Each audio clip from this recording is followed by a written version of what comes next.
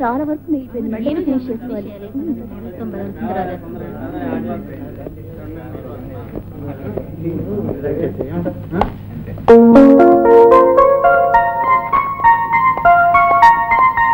ఏమిటండి? No problem, please sit down. పర్వాలేదండి. Lunch hour లో కూడా వర్క్ చేస్తున్నారు. ఈ పూటే కంపెనీకి లక్షల లక్షల లాభం సంపాదించి పెడదామనా? అబ్బాయి అది కాదండి, ఈ ఒక్క రిపోర్టు రాయడం అయితే పని అయిపోతుంది కదా అని. కంపేర్ పోండి, నాకు తక్కువ అవుతుందని తినంటున్నారా? మీకు ఆ భయం ఏం అక్కర్లేదు. నా క్యారియర్ లో ఎప్పుడు ఇద్దరు మనుషులు భోజనం ఉంటుంది. ఎందుకంటే మన హెడ్ క్లర్క్ గురుమూర్తి గారి ఇంట్లో వాళ్ళు పోటాడుకున్నప్పుడల్లా ఆయన క్యారియర్ రాదు.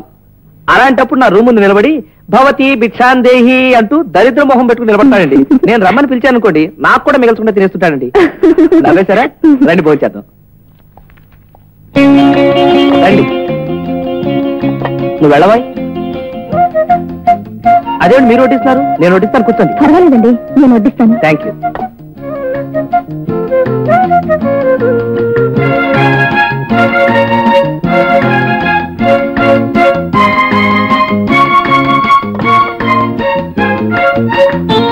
చాలు.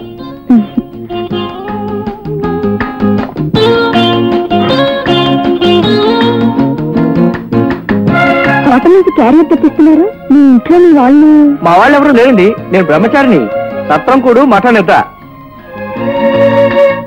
అదేనండి, మీరు కోరుకుంటూ వేసుకోలేదు? నాకు ఇష్టం లేదండి. నాకు ఇష్టం లేదండి. అసలు ఈ కోరుకుంటూ ఎలా తింటారు అసహ్యంగాను. మీకు అరటికాయ కూర అంటే బాగా ఇష్టం అనుకుంటారు. నాకు పిచ్చిష్టమండి.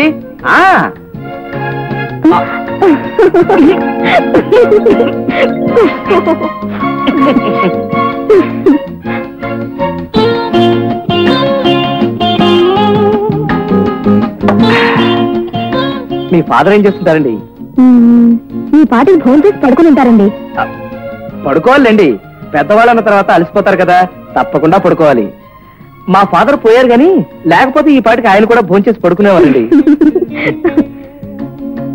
మీకు బ్రదర్స్ సిస్టర్స్ ఎవరు లేరండి?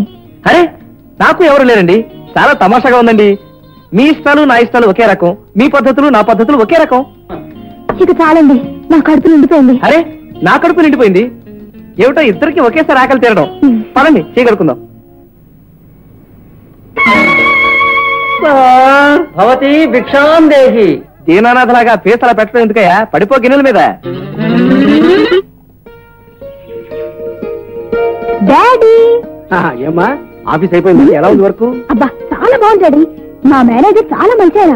ఇవాళ మధ్యాహ్నం నేను టిఫిన్ క్యాంటీన్ కి వెళ్దాం అనుకుంటే వీళ్ళదని తన క్యారియర్ లో భోజనం పెట్టారు. He is very nice man. నేను డ్రెస్ చేంజ్ చేసుకుని వస్తాను డాడీ. ఏమిటండి అమ్మాయికి మేనేజర్ తన క్యారియర్ లో భోజనం పెట్టాడు అంటుంది? మన అమ్మాయిని ప్రేమిస్తున్నాడా ఏమిటి? పెద్ద నవలా రచయితలాగా ఊహాగానం చేయకు.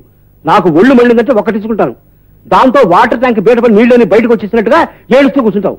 అయ్యో రామా, ఇప్పుడు నేనేమన్నానని? ప్రేమలు దోమలు లాంటి అనుభవాలు లేకుండా నీకిచ్చి పెళ్లి చేశారు గనక కనీసం అమ్మాయి అయినా ఆ ప్రేమ ఏదో నడిపి చూడాలనిపించింది. కట్టాయి ఆ కొడ కట్టాయి. మొన్న మధ్య నేను చూసి వచ్చిన కుర్రాడికి ఈ ఊరే ట్రాన్స్ఫర్ అయిందిట. వాళ్ళ బామ్మ ఉత్తరం రాసింది. రేపు ఆవిడ పల్లెటూరు నుంచి వస్తుంట, వెళ్లి పెళ్లి చూపులు తీసుకొస్తాను.